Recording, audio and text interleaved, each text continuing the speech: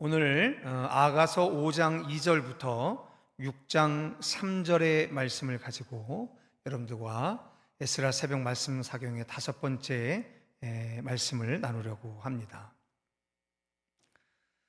정작 유대인의 가장 큰 명절 유월절에 모든 유대인들이 암송하는 성경임에도 불구하고 이 성경은 정경으로 편집되는 과정 가운데서 마지막 순간까지 깊은 고민을 안겨준 책이었다라는 사실을 우리가 반복해서 이야기를 하게 됩니다.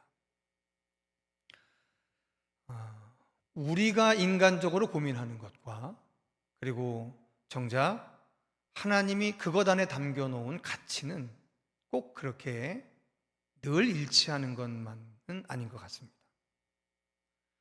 너무도 오랜 시간 동안 아가서라고 하는 이 작품은 아예 성서로부터 배제가 됐었고, 그리고 특별히 신구약 성경이 전체적으로 다 편집이 되어진 그 이후에도 심지어 중세 근세까지 아주 유명한 성서학자들은 아예 아가서를 성경에서 추석조차도 하지 않은 그런 책이었었습니다. 그 이유가 여러 가지가 있겠지만 특별히 신구약 성경이 다 만들어지고 난 이후에 유대교인들이 아닌 그리스도인들에게 그들에게 아가서는 마찬가지로 그렇게 늘 가치 판단의 대상이었다라고 하는 겁니다.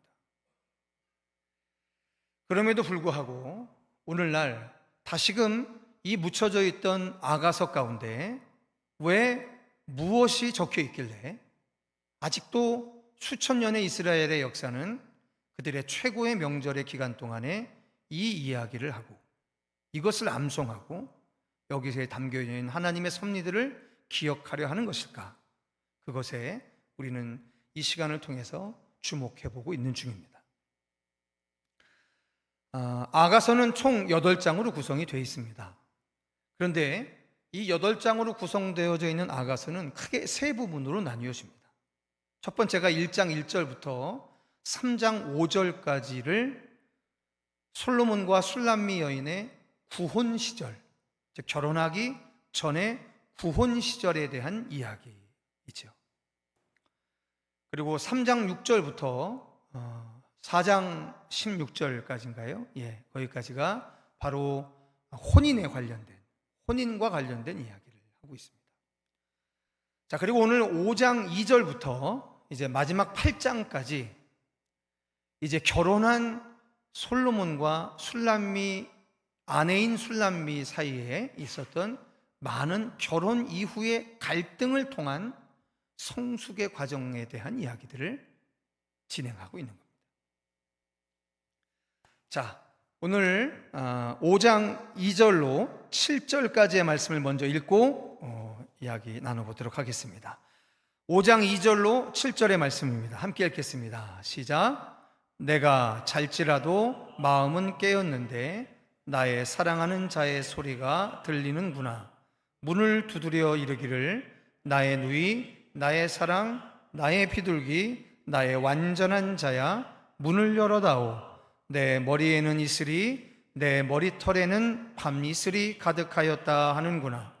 내가 옷을 벗었으니 어찌 다시 입겠으며 내가 발을 씻었으니 어찌 다시 더럽히랴마는 내 사랑하는 자가 문틈으로 손을 들이밀매 내 마음이 움직여서 일어나 내 사랑하는 자를 위하여 문을 열 때 몰약이 내 손에서 몰약의 즙이 내 손가락에서 문빗장에 떨어지는구나. 내가 내 사랑하는 자를 위하여 문을 열었으나 그는 벌써 물러갔네. 그가 말할 때에 내 혼이 나갔구나. 내가 그를 찾아도 못 만났고 불러도 응답이 없었노라. 성안을 순찬하는 자들이 나를 만나매 나를 쳐서 상하게 하였고 성벽을 파수하는 자들이 나의 겉옷을 벗겨 가졌도다 라고 이야기합니다. 정확하게 배경은 모르겠습니다. 정확하게 이유도 모르겠습니다. 그런데 5장 2절에 내가 잘지라도 마음은 깨었는데 나의 사랑하는 자의 소리가 들리는구나. 문을 두드려 이르기를 라고 시작을 합니다. 꿈에서 본 거죠. 자, 혹시 오늘까지 오시는 과정 가운데 술람미 여인이 꿈에 관련된 이야기를 또 한 번 한 적이 있었는데 혹시 기억나시나요? 바로 혼인하기 직전, 혼인의 가마가 술람미 여인에게 도착하기 바로 직전에 꿈을 꿉니다. 근데 그 꿈을 꾸게 된 배경도 뭐였냐면 2장의 끝에 보면 무슨 일인지는 모르겠으나 솔로몬과 술람미 여인이 결혼 전에 장시간 떨어져 있었습니다. 근데 그때 제가 3장을 강의하면서 그런 말씀을 드렸습니다.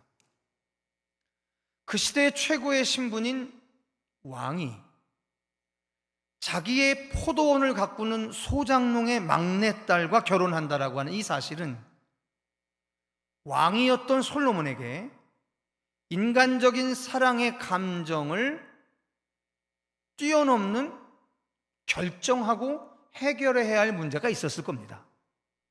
그래서 사랑을 고백한 솔로몬이 일단 다시 예루살렘 궁전으로 돌아가고 다시 그 궁전에서 해결해야 할 숱한 문제들을 해결하고 다시 돌아오는 데까지 많은 시간이 필요했었을 겁니다.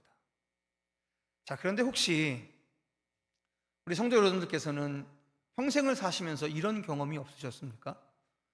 저는 어렸을 때 지금도 생생하게 기억이 납니다.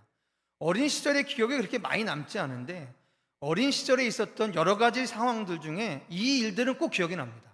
어느 날 잠을 잤는데 꿈에 엄마가 돌아가신 거예요. 그래서 새벽에 막 울다가 눈을 뜬 거죠. 그리고 주무시는 엄마한테 가서 살았나 죽었나를 보고 그 엄마를 붙잡고 하염없이 울었던 기억이 있습니다. 근데 그게 제 기억에 성인이 되고 난 이후, 그러니까 이전에 몇 차례 있었던 거고요.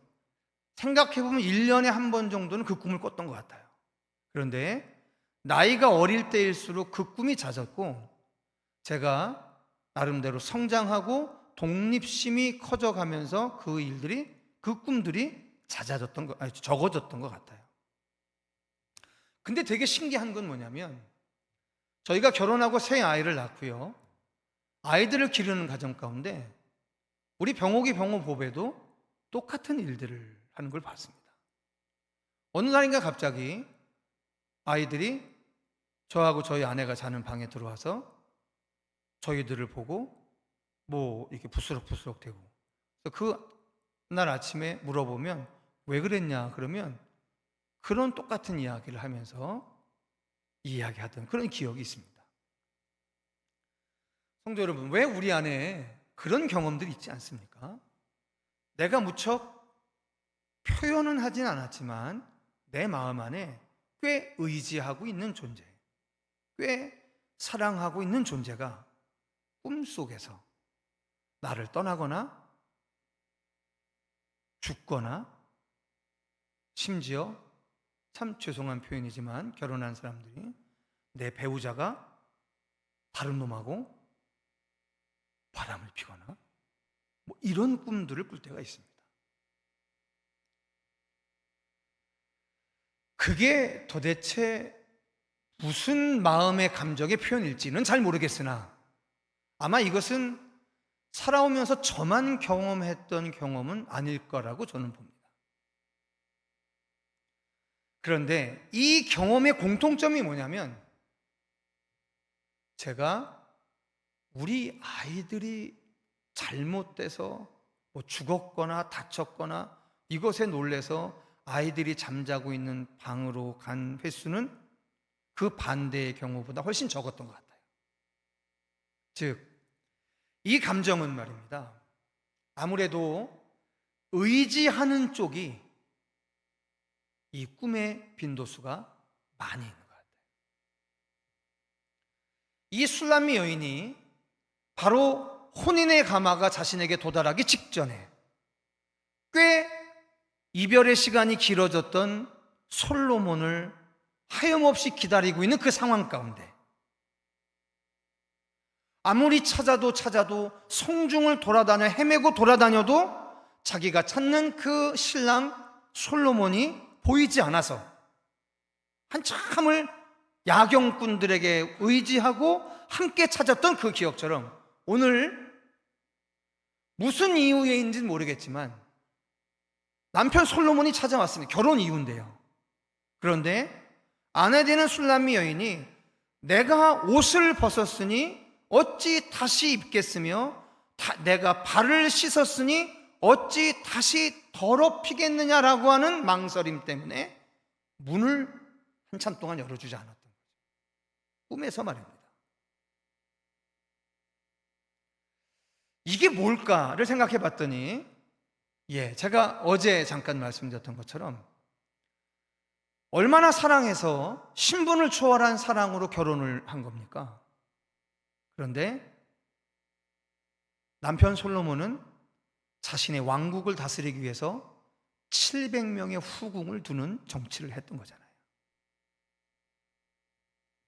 아마도 술람미 여인의 입장에서 늘어만 나는 후궁 때문에 남편 솔로몬에 대한 신뢰가 그렇게 온전하지 않았을 겁니다. 정확하게는 모르겠습니다. 이 술람미 여인이 궁궐, 화가 나서 궁궐 바깥으로 거처를 옮긴 건지, 그래서 나의 누이, 나의 사랑, 나의 비둘기, 나의 완전한 자야, 문을 열어다오. 내 머리에는 이슬이, 내 머리털에는 밤이슬이 가득하였다 하는구나라고 하는 이 고백을 보면 솔로몬이 밤이슬을 맞고 술람미가 지금 잠자고 있는 곳으로 온 것을 보면 이 술람미 여인이 궁궐을 떠나서 어떤 다른 곳에 거처하고 있든지 아니면 궁궐 어느 한켠에 기거하고 있는데 새벽이든 밤늦게든 남편 솔로몬이 그 밤의 이슬을 맞고 술람미에게 찾아왔던 거겠죠. 그런데 1, 2, 3, 4장에서 보았던 남편 솔로몬에 대한 그 애틋한 사랑을 가지고 있는 술람미가 어떻게 새벽에 찾아왔다, 밤늦게 찾아왔다고 해서 한 번 씻은 발을 더럽힐까봐 잠자기 위해서 옷을 벗은 것 때문에 그 남편이 두들기는 그 문을 열어주지 않겠냐는 거죠. 무언가 시간의 간격은 얼마인지는 모르나 결혼으로부터 얼마나 시간이 지난 세월인지는 모르나 그렇게 달콤했던 그 사랑, 남편 솔로몬과의 사랑의 관계는 손상되어 있는 상황입니다.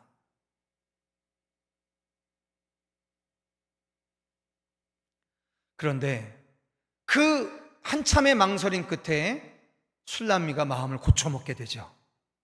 그래서 급하게 나가서 문을 열게 됩니다. 근데 참 기가 막힙니다. 다 같이 5절의 말씀 다시 한번 읽어보실까요? 5절입니다. 시작. 일어나 내 사랑하는 자를 위하여 문을 열 때 몰약이 내 손에서 몰약의 즙이 내 손가락에서 문빗장에 떨어지는구나 라고 이야기합니다.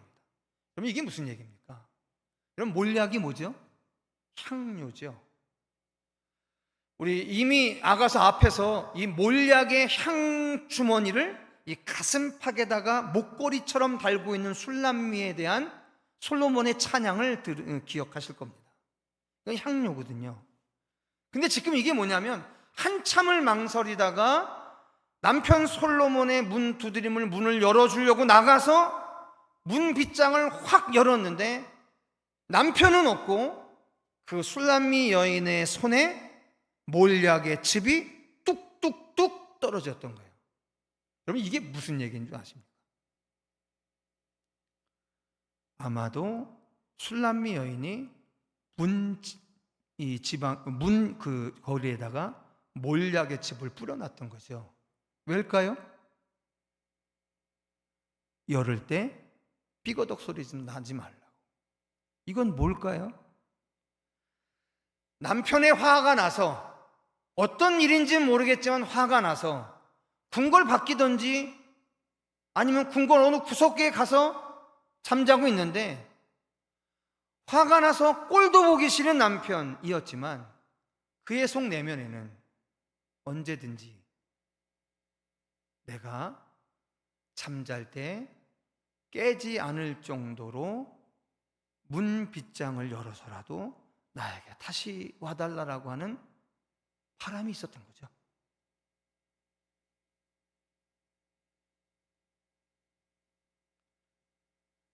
자, 사랑했습니다. 그런데 이 사랑이 위태할 때가 오게 됩니다. 사랑이 흔들려질 때가 옵니다. 그런데 흔들리고 위태할 때 대부분의 사랑의 당사자들은 서로 직감합니다. 상대방이 나에 대해 실망하고 있고 불신하고 있고 심지어 미워하고 있구나라고 하는 감정.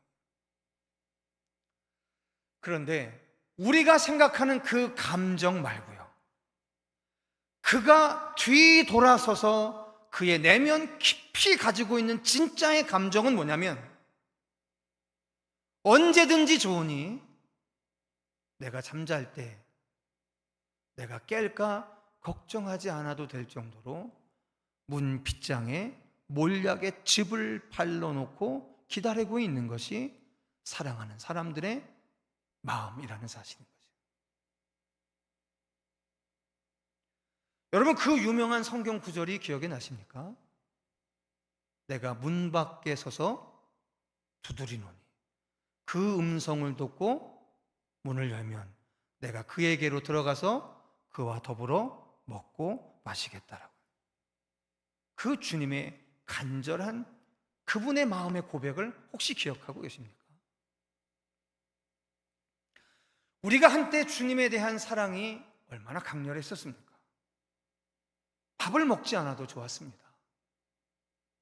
세상에 숱한 어려운 일이 있어도 찬양만 나왔었습니다. 그런데 어느 날 그 주님에 대한 나의 마음과 내 감정이 손상되고 상실된 날들을 경험하죠. 근데 정작 하나님한테 삐졌습니다, 당신 마음에 안 듭니다 라고 이야기하지만, 어쩌면 우리 마음 안에 우리 빗장의 문을 열고 다시 내게 찾아오실 그분을 기다리는 진짜의 마음은 여전히 남아있지 않냐는 거예요. 그래서 3장 1절에서 5절에 나와 있던 그 첫 번째 꿈에 대한 이야기와 똑같은 과정을 겪게 됩니다. 내가 내 사랑하는 자를 위하여 문을 열었으나 그는 벌써 물러갔네. 그가 말할 때 내 혼이 나갔구나. 내가 그를 찾아도 못 만났고 불러도 응답이 없었노라. 성안을 순찰하는 자들이 나를 만남에 나를 쳐서 상하게 하였고 성벽을 파수하는 자들이 나의 겉옷을 벗겨 가져갔다라고 이야기를 합니다. 똑같이 다시 성으로 들어가서 헤매고 다니는 거죠. 다시 돌아간 그 신랑을 찾아보려고. 근데 3장에서의 꿈속에서 헤매고 있었던 그때와는 달리 이번에는 야경꾼들이 그 돌아다니는 여인의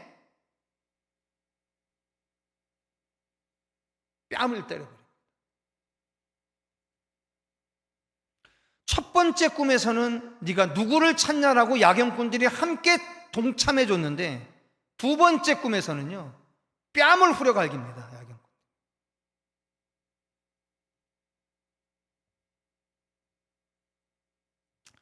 왜였냐면 창녀인 줄 알았던 거죠. 그 밤중을 걸어다니는 창녀인 줄 알았던 거예요. 그래서 심지어 겉옷까지 벗겨버립니다.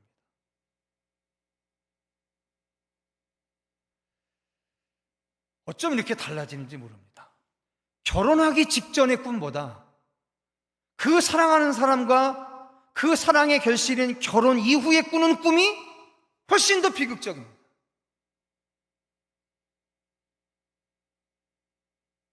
그런데 사랑이 완성되어지는 결혼의 모든 전 과정은 실제로 그렇다라는 거예요.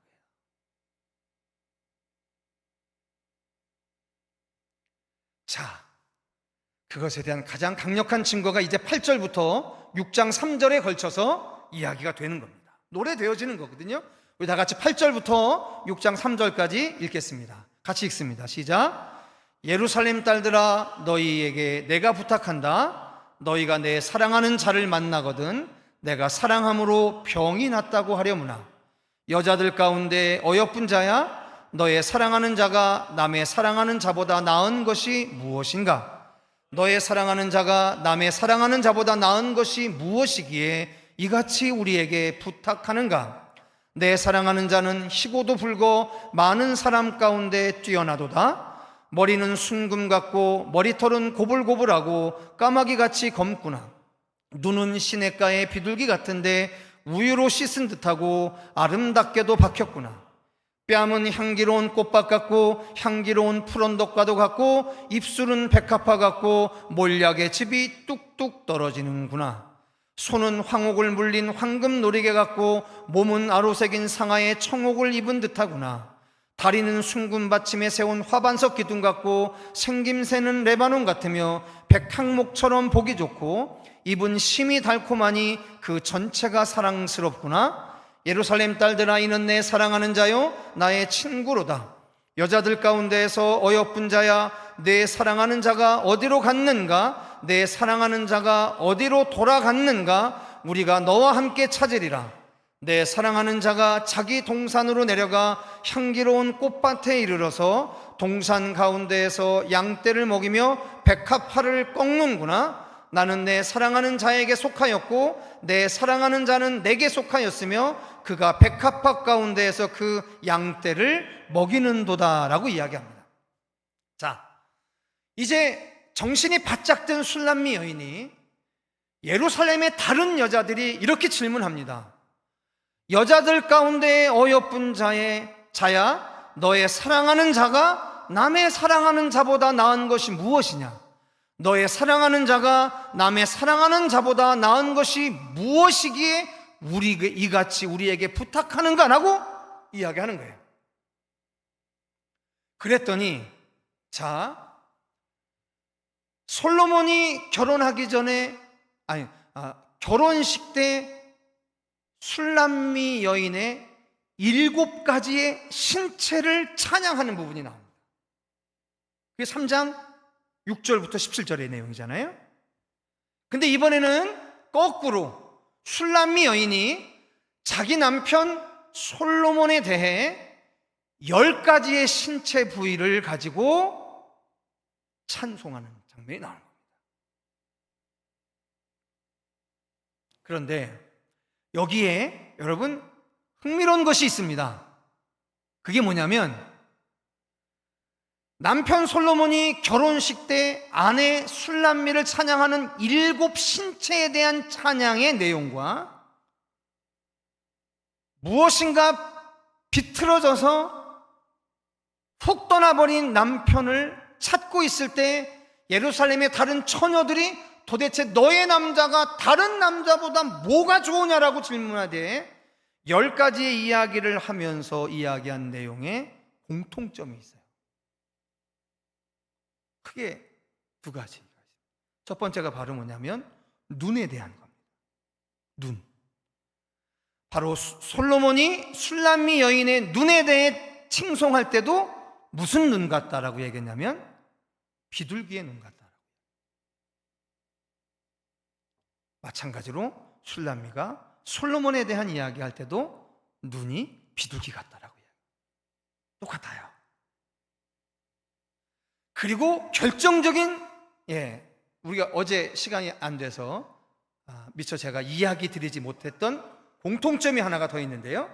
그것을 한번 잠깐만 찾아보겠습니다. 자, 여러분 4장 11절의 말씀 보시겠습니다. 4장 11절입니다. 자, 같이 한번 읽어보실까요? 시작. 내 신부야, 내 입술에서는 꿀방울이 떨어지고 내 혀 밑에는 꿀과 젖이 있고 내 의복의 향기는 레바논의 향기 같다. 이렇게 얘기합니다. 이건 뭐냐면 결혼한 솔로몬이 자기가 왜 술람미와 결혼하게 됐는지에 대한 결정적인 세 가지 이유를 밝히는 장면입니다. 그게 바로 뭐냐면 내 입술에 꿀방울이 떨어지고 내 혀 밑에 꿀과 젖이 있고 내 의복의 향기가 레바논의 향기 같다라고 하는 거예요. 그런데 오늘 술람미 여인이 솔로몬을 찬양할 때 이야기한 여러 가지 내용 중에 그 10가지 중에 바로 16절 마지막 이야기를 다시 한번 읽어보시겠습니다. 16절입니다. 시작. 입은 심이 달콤하니 그 전체가 사랑스럽구나, 이렇게 되어 있습니다. 성도 여러분, 기억나십니까? 배우자가 되기 전 혹은 배우자가 되기 직전 상대편 배우자의 입에서 나오는 그 한마디 한마디 말이 꿀처럼 느껴질 때가 기억나십니까?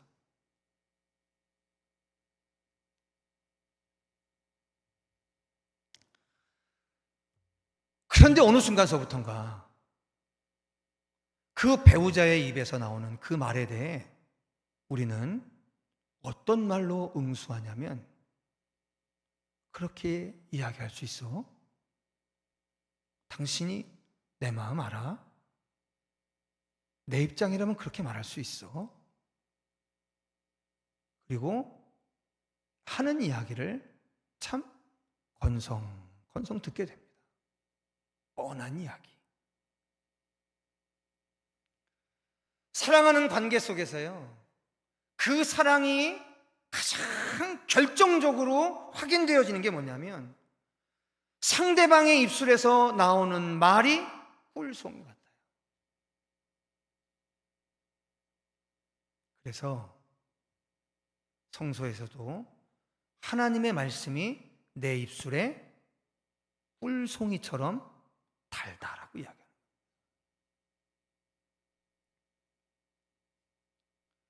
우리 안에 상대편의 입에서 나오는 그 말이 꿀처럼 달지 않을 때, 여러분, 지금 여러분들이 보신 이 전개를 통해서 상대방의 입에서 나오는 그 말이 꿀처럼 느껴지지 않는 것이 누구의 책임인 것처럼 보여지십니까?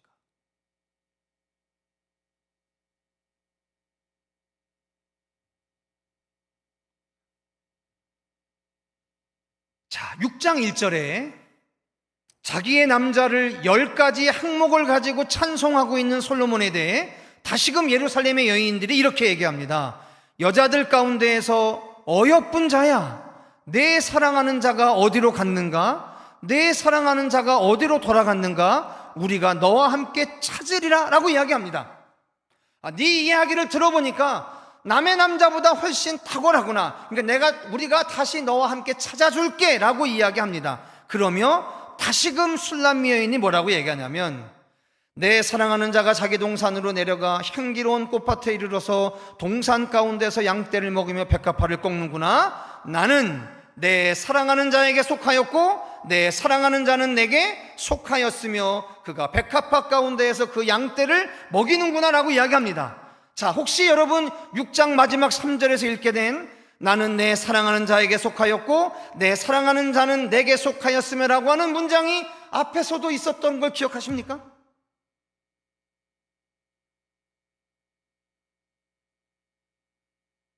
기억 안 나시나요? 찾아볼까요?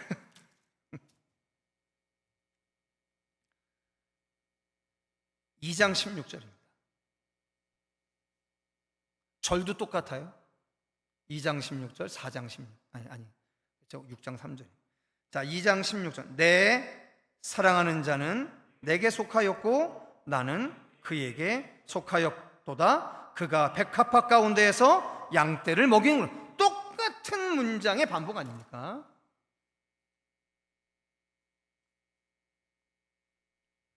결국 사랑의 최종적인 고백이 뭐냐면 그가 내게 속하였고 내가 그에게 속하였다라고 하는 거예요.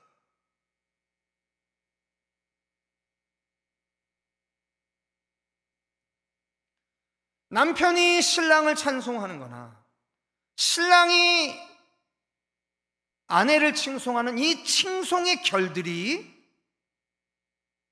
같아져 가고 있어요.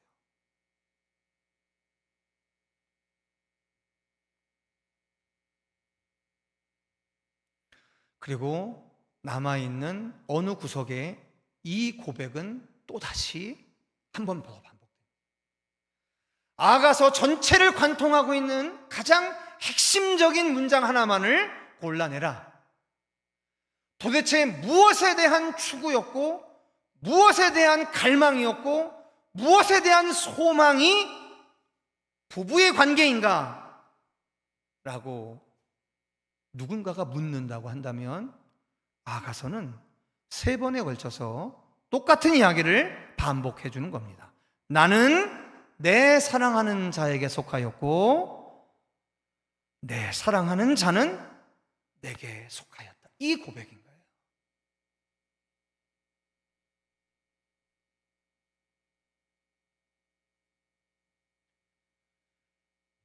이러한 생각이 어떻게 가능하냐? 하나님이 말씀하십니다. 창세기에 남자와 여자를 만들어 놓으시고 그렇게 만들어 놓으신 궁극적인 표대 하나를 말씀해 주세요. 남자가 부모를 떠나 여자와 한 몸을 이루는 거예요. 이게 하나님이 이 땅에 남자와 여자를 만들어 놓은 궁극적인 하나님의 최고의 이데아, 목표였던 거죠. 우리는 이 땅에 누군가의 이성에게 반쪽이어야 하고 어떤 여인은 이 땅에 누군가의 남성에게 반쪽이어야만 하는 것이 하나님의 질서인 거예요. 나는 내게 속하였고 너는 내게 속하였다라고 하는 이 고백이 사실은 이 땅에서 인생이 맛보게 될 하나님이 계획해 놓으신 최고의 즐거움이 자리인 거예요. 근데 그 즐거움이 왜 인생이 맛봐야 할 최고의 즐거움으로 설정해 놓았느냐? 바로 창조주이신 하나님과 피조물들인 우리의 관계가 그렇게 설명되어지는 거기 때문에 그런 겁니다. 하나님은 나는 창조주이고 너는 피조물이기 때문에 너는 나의 지배의 대상이다라고 이야기하신 적이 없어요. 너는 내가 사용하고 쓰다가 안 되면 폐기해야 할 대상이다라고 이야기하신 적이 없어요. 우리가 그 오해를 가지고 하나님을 떠났을 때 하나님은 아무 죄 없는 당신의 아들을 이 땅에 보내셔서 육신의 한계를 입고 죽음으로써 우리의 죄악을 씻게 하시고 다시금 하나님과 화목하게 하는 일을 하셨다고 하는 거예요. 그리스도가 이 땅에 살아왔던 모든 일들에 대한 최고의 표대를 그리스도 스스로 뭐라고 얘기하냐면 화목제물인 거예요. 화목제물. 그걸 통해서 이야기하려고 했던 게 뭐냐면 하나님이 내 안에 있고 내가 하나님 안에 있는 거예요. 이걸 우리는 삼위일체라고 하는 겁니다. 하나님과 제2의 하나님 성자 하나님과 제3위 하나님 성령 하나님이 서로 침투하여 하나를 이루시는 것처럼 우리 또한 그 하나님의 삼위일체적인 신비 안에 우리의 인생이 편입되는 그 최고의 신비가 하나님이 창세로부터 목적하셨던 세상의 경영의 목적이거든요. 구원의 목표거든요.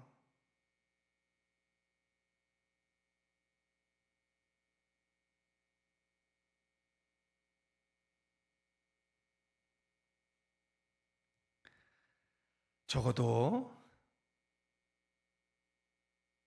숱한 말들이 있더라고요. 말씀 준비하느라고 이렇게 저렇게 방송도 들어보고 책도 보고 했는데 저는 마뜩지가 않아서요.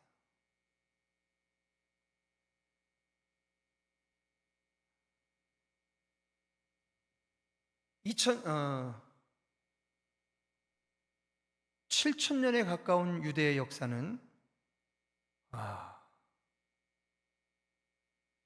이 사랑의 관계가 하나님과 우리의 관계요, 그리스도와 교회의 관계라는 사실을 고백했습니다.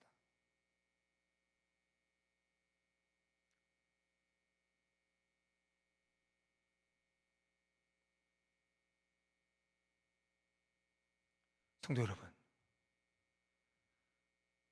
이 운명적인 관계로부터 멀어지게 하는 모든 것이 악마이지, 그게 마귀고 그게 사탄이지, 오늘 나를 실망시키는 상대방이 악이 아니고, 그건 하나님의 전능하심을, 죄송하지만 피조물 주제에 부정하고 있는 거예요. 만남이 의도할 수 있다고 생각하시죠? 그렇던가요? 부부가 되는 그 일이 의도한 것으로 됐나요? 내가 저 여인을 만나고 내가 저 남자를 만난 것이 의도였습니까? 그렇지 않아요. 하나님의 섭리예요.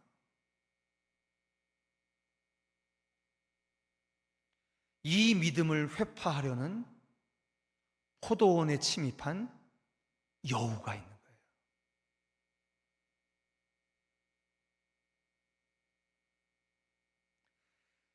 부디 적어도 신앙 안에서 하나님께서 우리에게 관계 맺게 해주신 모든 관계 안에 담겨져 있고, 우리와 하나님 사이에 맺혀져 있는 이 운명적인 관계에 담겨져 있는 아가서의 깊은 고백이 오늘 이 한날 여러분들이 살아가는 이 세상의 막막함에서 여러분들에게 근본적인 힘을 북돋워주는 생명의 능력 되시기를 주님의 이름으로 축원합니다.